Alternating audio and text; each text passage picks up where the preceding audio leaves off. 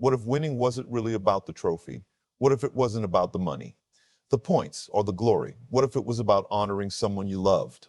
Someone who's no longer here to celebrate with you? On Monday night, Kyle Larson climbed into a sprint car in Iowa. He dominated the field. He took the checkered flag. But what happened after the race is the part nobody will forget.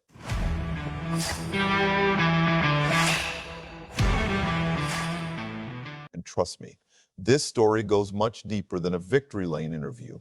Real quick, if you're a true NASCAR fan, hit that like button and subscribe to NASCAR Nation News. We're building a community of fans who live and breathe this sport every week. Now let's get into it. Monday night, Davenport Speedway in Iowa. Kyle Larson showed up for a high-limit racing sprint car event. Nothing unusual there. Because that's who Kyle Larson is. He doesn't spend the week sitting at home waiting for the next cup race. He races. Any chance he gets, what he's always done. And from the moment the green flag dropped, he was untouchable. Larson led the final 24 of 30 laps. He crossed the finish line more than 3 seconds ahead of second place. He lapped nearly the entire field. And that detail matters, because what happened next completely changed the tone of the night. Larson climbed out of the car in victory lane. The crowd expected the usual celebration. Instead, they witnessed something much bigger.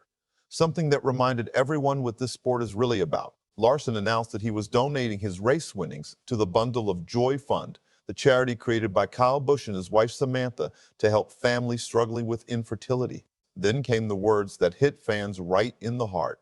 We all know how much the Busch family means to all of us. And we greatly miss Kyle. Just like that, Victory Lane became something more than a celebration. It became a tribute. But here's the thing. Larson wasn't finished. Moments later, he performed Kyle Busch's signature victory bow. The same bow fans watched Denny Hamlin do after winning in Nashville. The same bow Daniel Suarez performed at Charlotte. One simple gesture, one powerful message, an entire sport grieving together, one celebration at a time. And if you've been paying attention, you probably noticed something else. Just 1 week earlier, Larson's own daughter performed the Busch bow after winning a dirt race in Nebraska. Think about that for a second. This isn't just one driver honoring another. This is a family honoring a family. And that's what makes it so powerful. For anyone who needs a reminder of why these tributes matter so much, Kyle Busch was just 41 years old. He passed away on May 21st after complications from severe pneumonia that progressed into sepsis.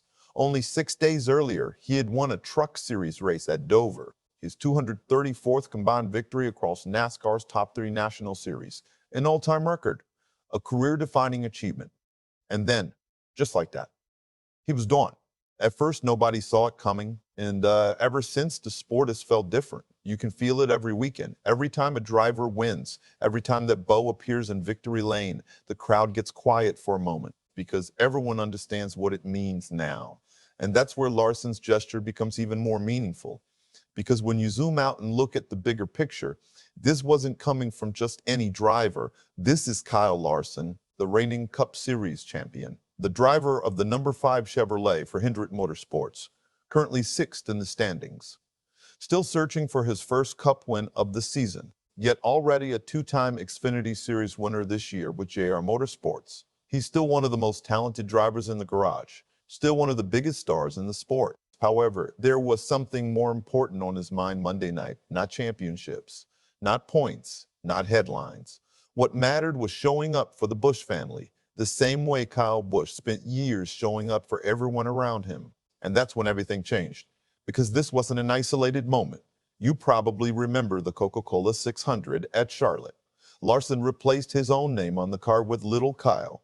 The nickname Kyle Busch had given him, that image alone carried a lot of emotion. Now add this latest tribute, winning a dirt race in Iowa, then immediately using that moment to support Kyle Busch's legacy. That's character, that's class, and that's what NASCAR looks like at its very best. Larson also mentioned that a celebration of life for Busch is being planned. No public details have been released yet, but the racing community is still processing this loss, still finding ways to honor a man who meant so much to so many people. And moments like Monday night help, because Kyle Larson didn't have to do any of this. He didn't have to perform the bow. He didn't have to put little Kyle on the door. He didn't have to donate his winnings. He chose to every single time. And that's what separates a great driver from someone who becomes part of the soul of a sport. So now I want to hear from you. Drop your thoughts in the comments. Is Kyle Larson cementing himself as the true heart and soul of this NASCAR generation? And what should NASCAR do to permanently honor Kyle Busch's legacy in a way that lasts forever? Let's get that conversation started. And if this story meant something to you, hit that like button, subscribe to NASCAR Nation News, and join the community. Thanks for watching, and we'll see you in the next one.